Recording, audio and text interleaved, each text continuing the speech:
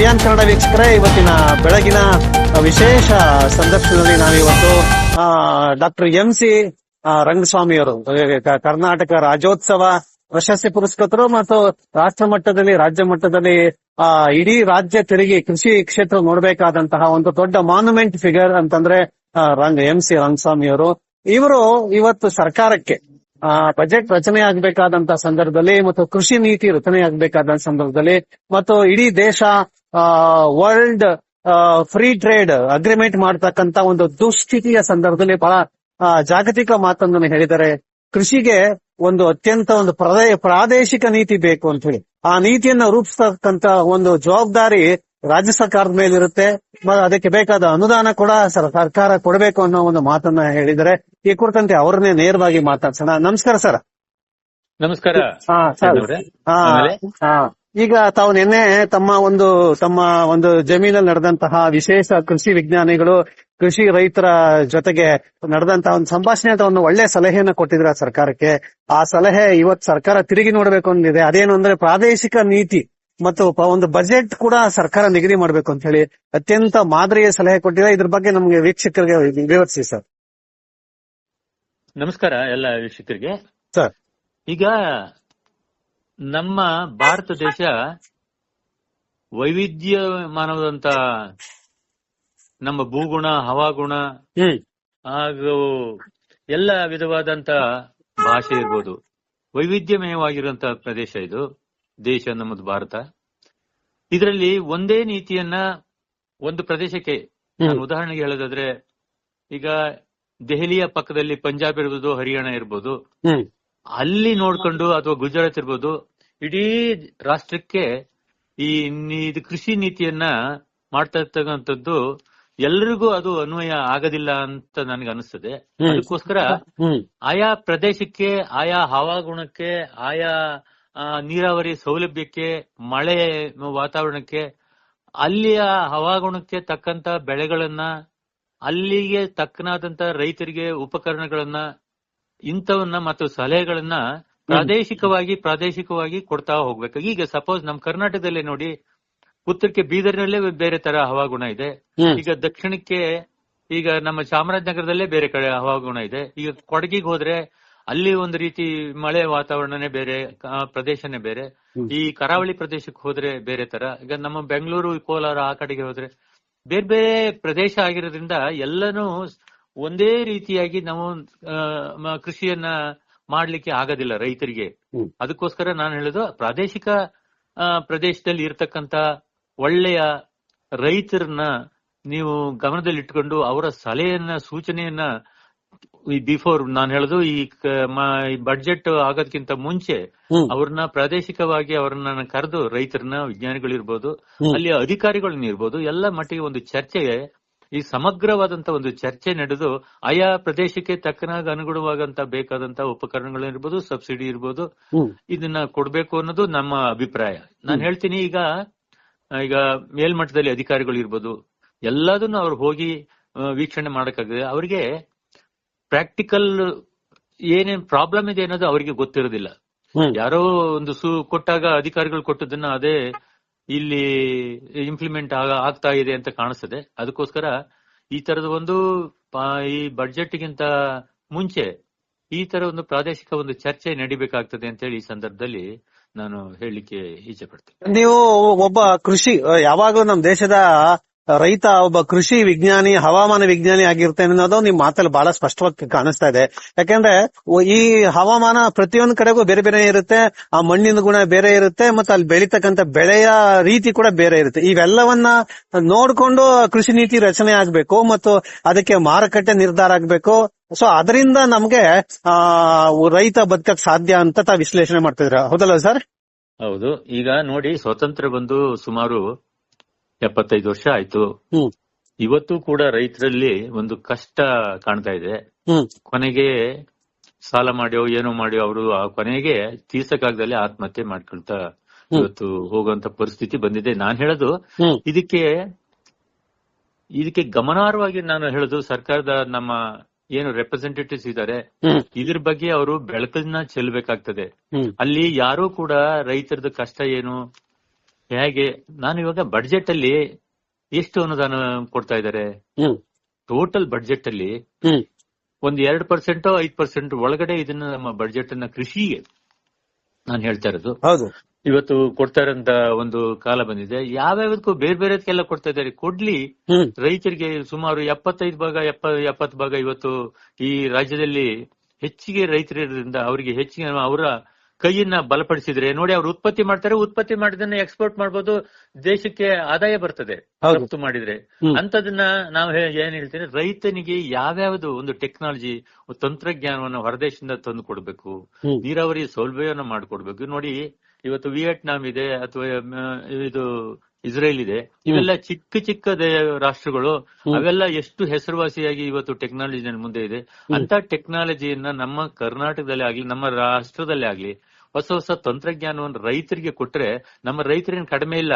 ಅಂದ್ರೆ ಏನ್ ಬೇಕು ಅಂತಂದ್ರೆ ಅವ್ರಿಗೀಗ ಒಂದು ಒಂದು ತಂತ್ರಜ್ಞಾನವನ್ನ ಕೊಡ್ಬೇಕು, ಆಮೇಲೆ ವೈಜ್ಞಾನಿಕವಾದಂತ ಬೆಲೆ ನಿಗದಿ ಮಾಡಿ ಅವ್ರಿಗೆ ಕೊಟ್ರೆ ತಾನಾಗಿ ನಮ್ಮ ದೇಶ ರೈತರಿಗೆ ಒಂದು ಹೆಚ್ಚಿನ ಮಹತ್ವನ ಕೊಟ್ಟಂಗ ಆಗ್ತದೆ ಅಂತ ಹೇಳಿ ಈ ಸಂದರ್ಭದಲ್ಲಿ ನಾನು ಹೇಳಿ.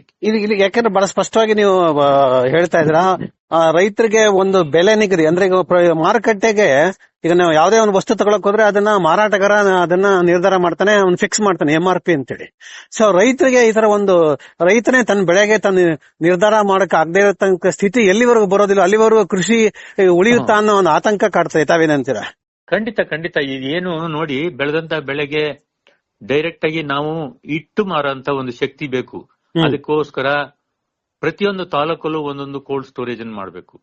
ಯಾವುದೇ ಆಗ್ಲಿ, ತರಕಾರಿ, ಹಣ್ಣು, ತರಕಾರಿ ಇಂಥದನ್ನೆಲ್ಲ ಬೆಳಿತಾರೆ, ಕೊಳ್ತೋಗ್ತದೆ ಅಂತ ಹೇಳಿ ಯಾವ್ದೋ ರೇಟಿಗೆ ಒಂದು ಮಾರ್ಕೆಟ್ ಅಲ್ಲಿ ಮಾರಿ ಬರುವಂತ ಪರಿಸ್ಥಿತಿ ಉದ್ಭವ ಆಗ್ತದೆ. ಅದಕ್ಕೋಸ್ಕರ ನಾನೇನ್ ಹೇಳುದು ಅಂದ್ರೆ, ಕಂಪಲ್ಸರಿ ಪ್ರತಿಯೊಂದು ತಾಲೂಕಲ್ಲೂ ಕೂಡ ಆಯಾ ಆ ಪ್ರದೇಶದಲ್ಲಿ ಏನೇನ್ ಬೆಳೆ ಬೆಳೀತಾ ಇದ್ದಾರೆ ಅದಕ್ಕೆ ಅನುಗುಣವಾದಂತ ಈ ಕೋಲ್ಡ್ ಸ್ಟೋರೇಜ್ ಅನ್ನ ನಿರ್ವಹಣೆ ಮಾಡಿಕೊಂಡು ಅದು ಯಶಸ್ವಿಯಾಗಿ ನಡೆಯುವಂತದ್ದು. ಈಗ ಕೋಲ್ಡ್ ಸ್ಟೋರೇಜ್ ಕೆಲವು ಕಡೆ ಮಾಡಿದ್ದಾರೆ, ಅದು ನಡೀತಾ ಇಲ್ಲ, ಚೆನ್ನಾಗಿ ರನ್ ಆಗ್ತಾ ಇಲ್ಲ.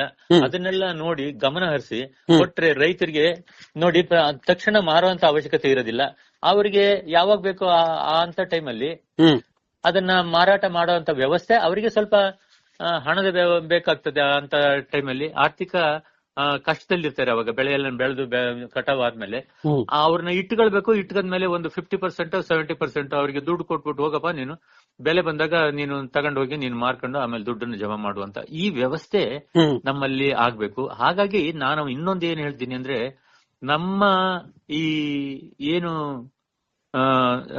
ಕರ್ನಾಟಕ ರಾಜ್ಯ ಇದೆ, ಬಹಳಷ್ಟು ಹಣ್ಣು ತರಕಾರಿಗೆ ಪ್ರಸಿದ್ಧವಾದಂತ ಒಂದು ಹವಾಗುಣ ಇದೆ.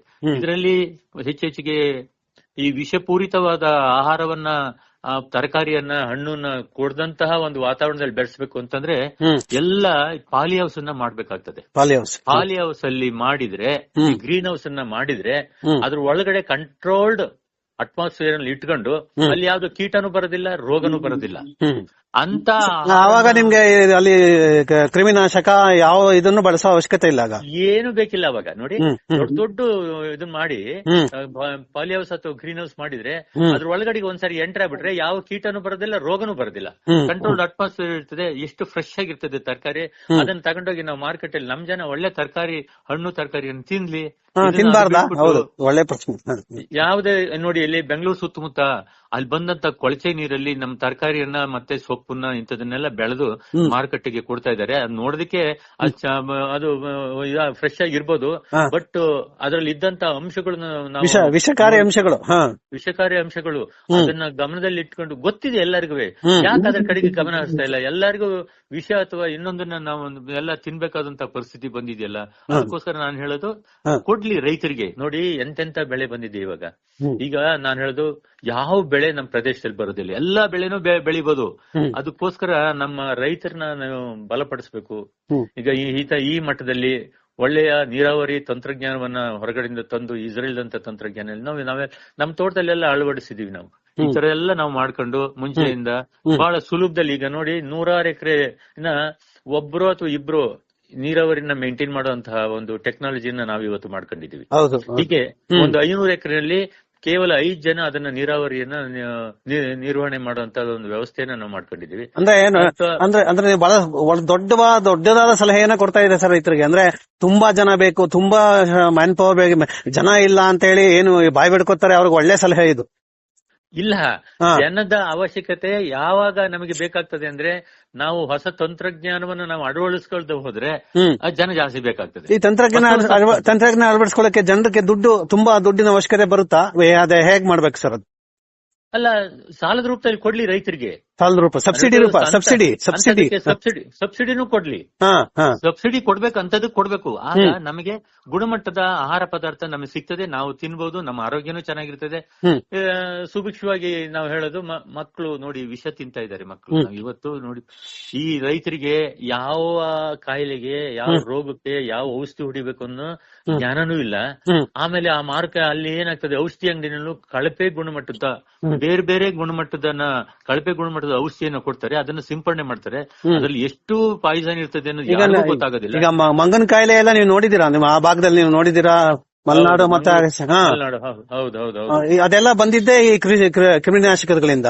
ಆಮೇಲೆ ಎಂಡೋಸಲ್ಫಾನ್ ಮಾಡಿದ್ರು ಭಾಗದಲ್ಲಿ, ಗೇರು ಇದಕ್ಕೆ ಹೊಡೆದು ಕೂಡ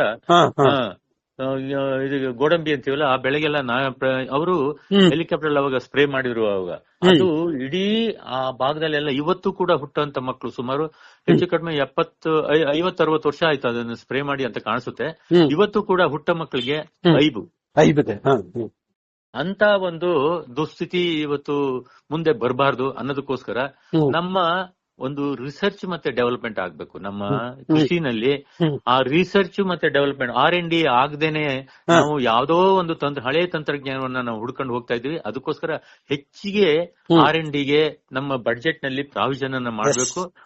ಹೊಸ ತಾಲೂಕಿನಲ್ಲಿ ಆಗ್ಲಿ, ಜಿಲ್ಲೆನಲ್ಲೇ ಆಗ್ಲಿ ಒಂದೊಂದು ಸಂಶೋಧನಾ ಕೇಂದ್ರಗಳು ಮಾಡ್ಲಿ. ಈಗ ನೋಡಿ, ಕೇರಳದಲ್ಲಿ ಮಾಡಿದರೆ ಸಂಶೋಧನಾ ಕೇಂದ್ರ, ಅಡಿಕೆಗಿದೆ, ತೆಂಗಿಗಿದೆ, ಎಲ್ಲ ಕಡೆನೂ ಇದೆ. ನಮ್ಮ ಜಿಲ್ಲೆ, ನಮ್ಮ ಇಲ್ಲಿ ಕರ್ನಾಟಕದಲ್ಲಿ ಎಲ್ಲೂ ಸಂಶೋಧನಾ ಕೇಂದ್ರಗಳೇ ಬಹಳ ಕಡಿಮೆ, ವಿರಳ. ನಾನು ಹೇಳೋದು ತಾಲೂಕಲ್ಲಿ ಒಂದಿರ್ಬೇಕು, ತಾಲೂಕಲ್ಲಿ ಒಂದು ಸಂಶೋಧನಾ ಕೇಂದ್ರಗಳು ಆಗ್ಬೇಕು.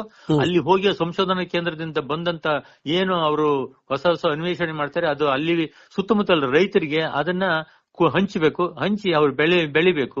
ಬೆಳೆದದ್ದನ್ನ ನಾವು ಮಾಡ್ಬೇಕೆ ಹೊರತು ಅವತ್ತೋ ಒಬಿರಾಯನ್ ಕಾಲದ ತಂತ್ರಜ್ಞಾನ ನೀವು ಇವತ್ತು ನಾವು ಅಳವಡಿಸ್ಕೊಂಡು ಕೂತಿದ್ರೆ ನಮ್ ದೇಶ ಇವತ್ತು ಬೇರೆ ರಾಷ್ಟ್ರಗಳಿಗೆ ನಾವು ಕಾಂಪೀಟ್ ಮಾಡ್ಬೇಕಲ್ಲ. ನೋಡಿ, ಚೈನಾ ಇವತ್ತು ಎಷ್ಟು ಮುಂದೆ ಹೋಗ್ತಾ ಇದ್ದಾರೆ.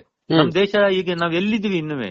ಅವ್ರಿಗೆ ತಲ್ಕಣಕಾಗ ರೈಲನ್ನು ಓಡಿಸ್ತಾ ಕೂತಿದ್ದಾರೆ. ಇವತ್ತು ಎಷ್ಟು ಬೆಳೀತಾ ಇದ್ದಾರೆ ಅವರು ಇವತ್ತು. ಹಾಗೆ ನಮ್ಮದು ಏನೂ ಕಡಿಮೆ ಇಲ್ಲ, ಜನಸಂಖ್ಯೆ ಬೇಕಾದಷ್ಟಿದೆ.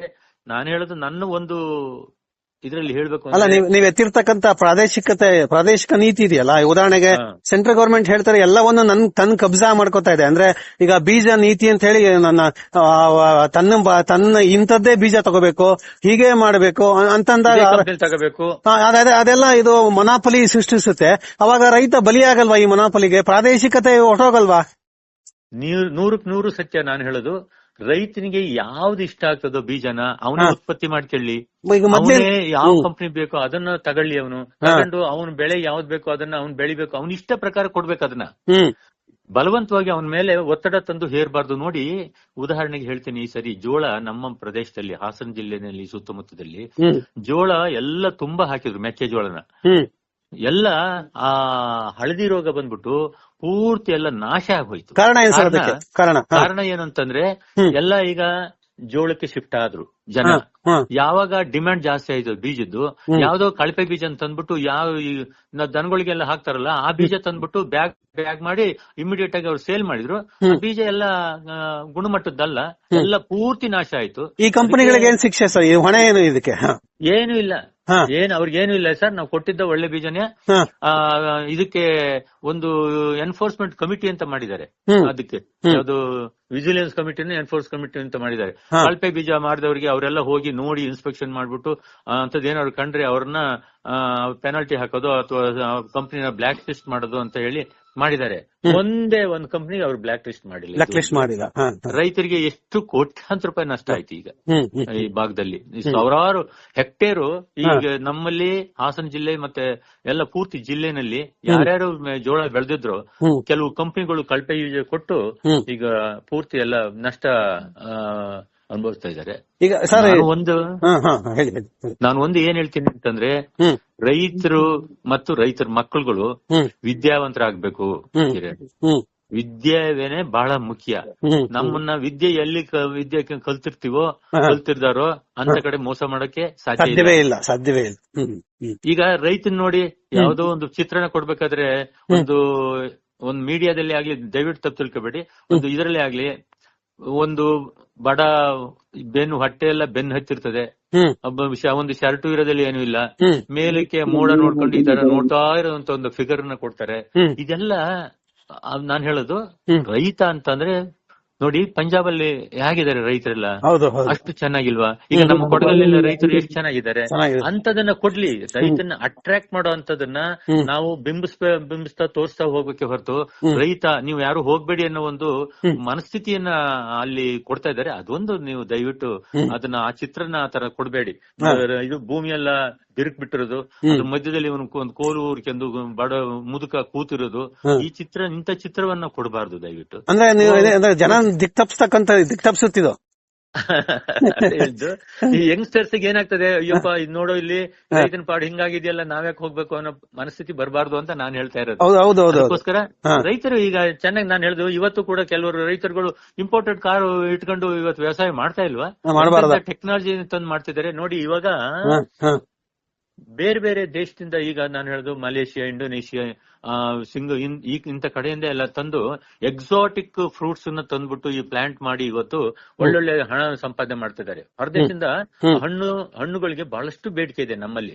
ಅವ್ರು ಬೆಳೆದ್ಬಿಟ್ಟು ನಮ್ಮಲ್ಲಿ ಹಣ್ಣು ಕೊಡ್ತಾ ಇದ್ದಾರೆ. ನಮ್ಮ ಕೆಲವು ರೈತರೆಲ್ಲ ಹೋಗಿ ಅಲ್ಲಿಂದ ಗಿಡನ ತಂದು ಇಲ್ಲಿ ಮಾಡಿ ಹೊಸ ಹೊಸ ಎಕ್ಸಾಟಿಕ್ ಪ್ಲಾಂಟ್ಸ್ ಅನ್ನು ತಂದು ಇವತ್ತು ಬೆಳೀತಾ ಇದ್ದಾರೆ.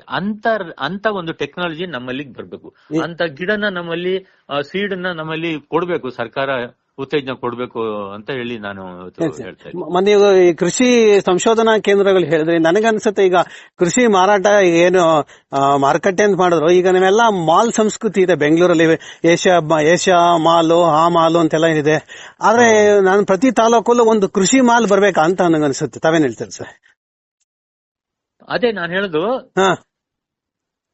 ಯಾವುದಕ್ಕೆ ನಾನು ಹೇಳೋದು, ಈಗ ನೋಡಿ ಆಪ್ಕಾಮ್ಸ್ ಬಂತು, ಏನು ಆಪ್ಕಾಮ್ಸ್ ಅಂತ ಮಾಡಿತ್ತು ಸರ್ಕಾರ, ನಮ್ಮ ಕರ್ನಾಟಕ ಸರ್ಕಾರ ಮಾಡ್ತು.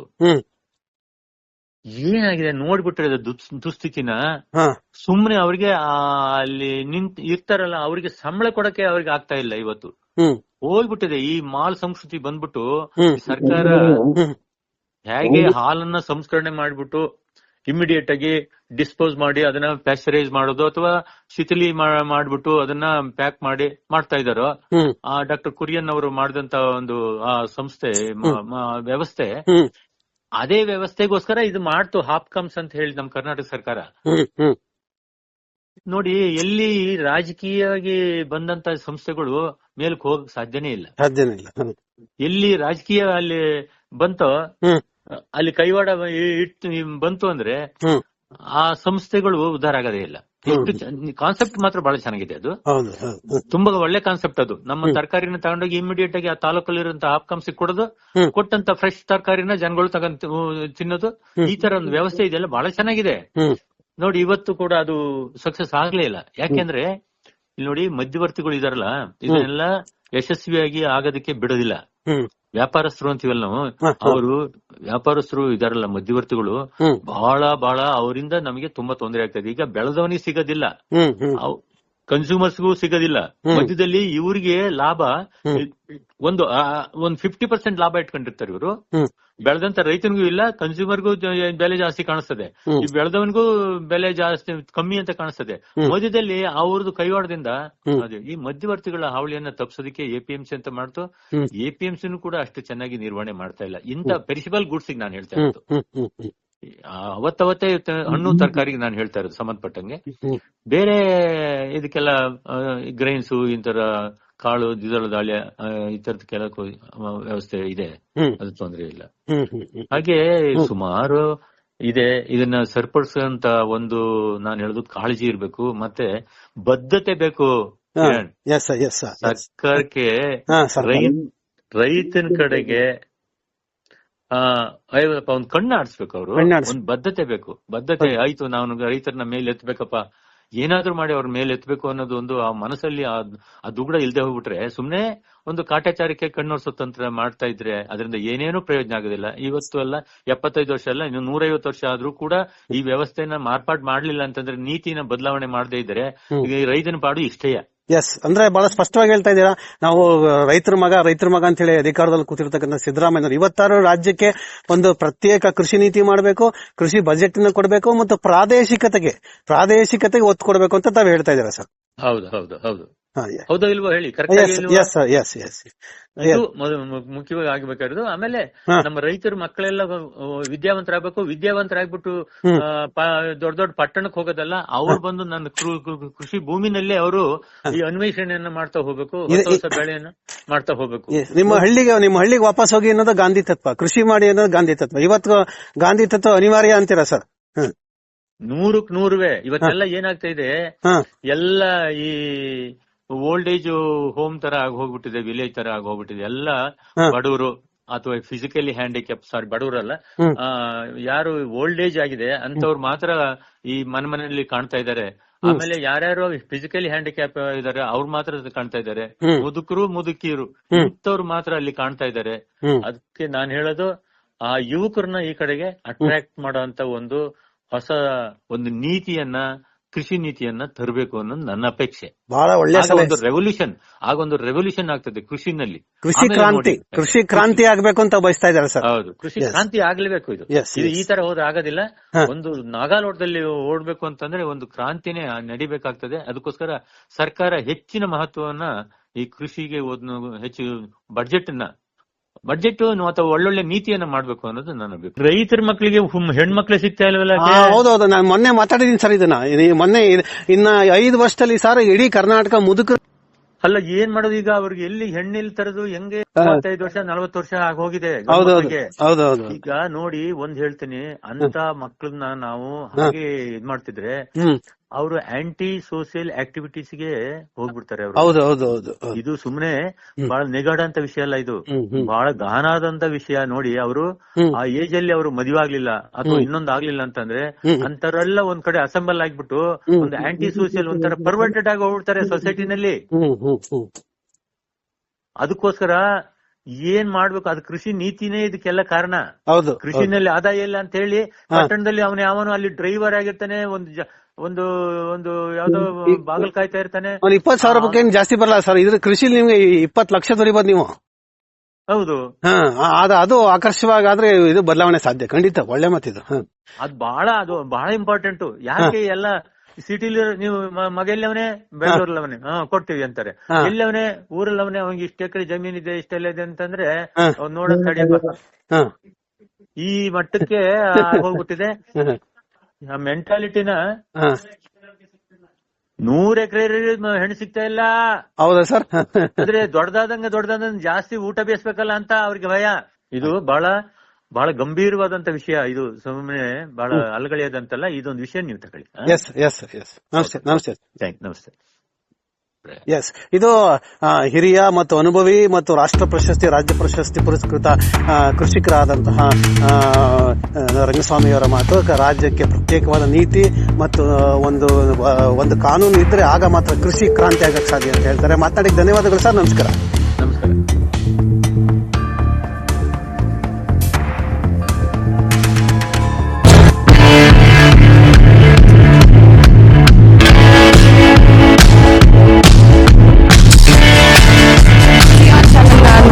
ಸಬ್ಸ್ಕ್ರೈಬ್ ಆಗಿ, ಲೈಕ್ ಮಾಡಿ, ಶೇರ್ ಮಾಡಿ. ಮುಕ್ತ ಪತ್ರಿಕೋದ್ಯಮವನ್ನು ಬೆಂಬಲಿಸಿ.